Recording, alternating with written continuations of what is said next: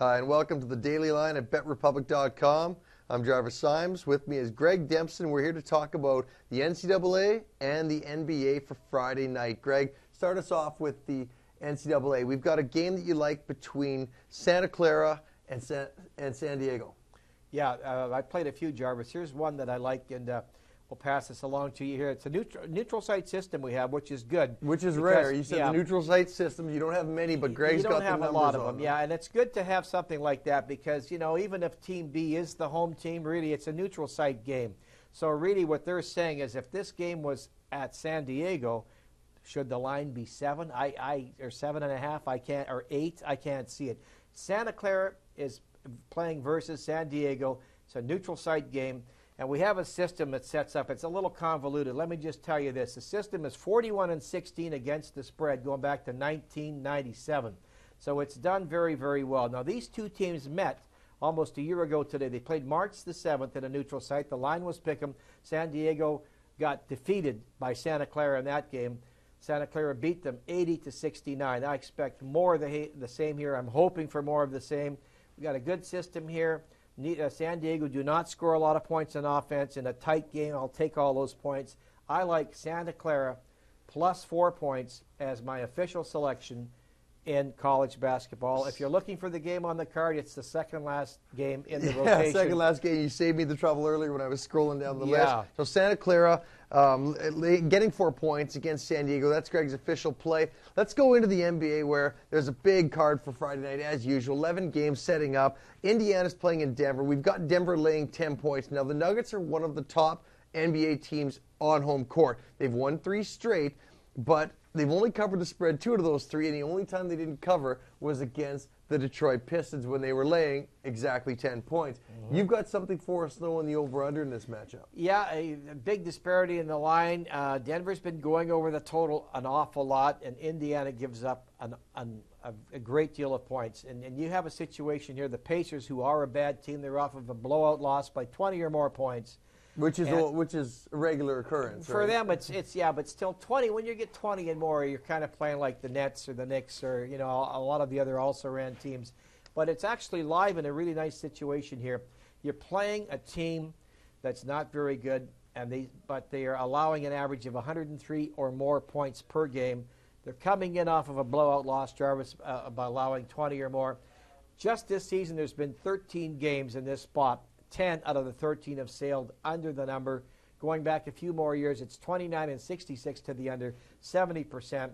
Hoping for some defense here, and Denver not wanting to run it up. They have bigger fish to fry down the road.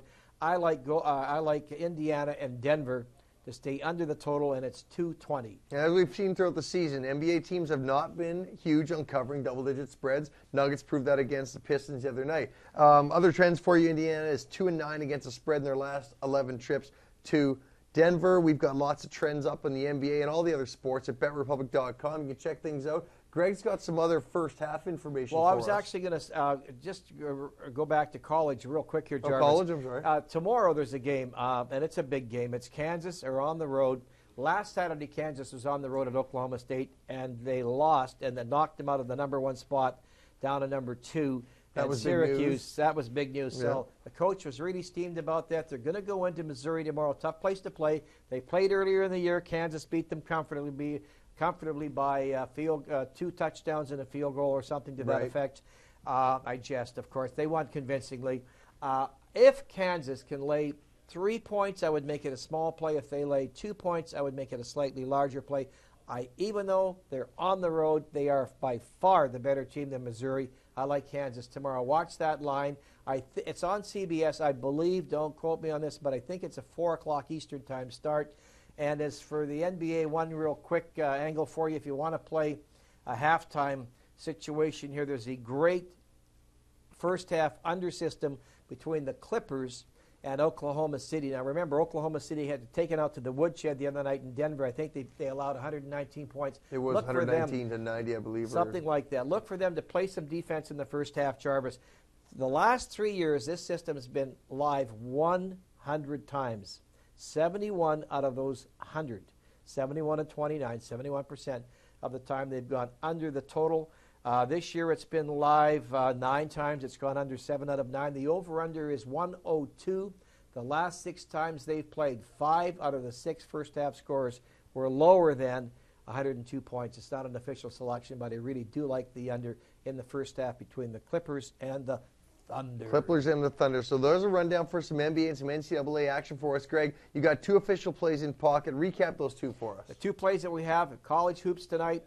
Second last game on the board, 11:30 Eastern time, I believe it goes. Don't go and try and chase if you're losing today. It's just a regular official selection. Santa Clara +4. And tonight in the NBA, I like the under between the Pacers and the Nuggets. The total is 220. Those are the 2 selections, Jarvis. Great information as always. I know you had a good day with basketball yesterday, going 2-1. You can get Greg's numbers, all his selections at the BetRepublic.com site. Check out the stadiums. Check out the pubs.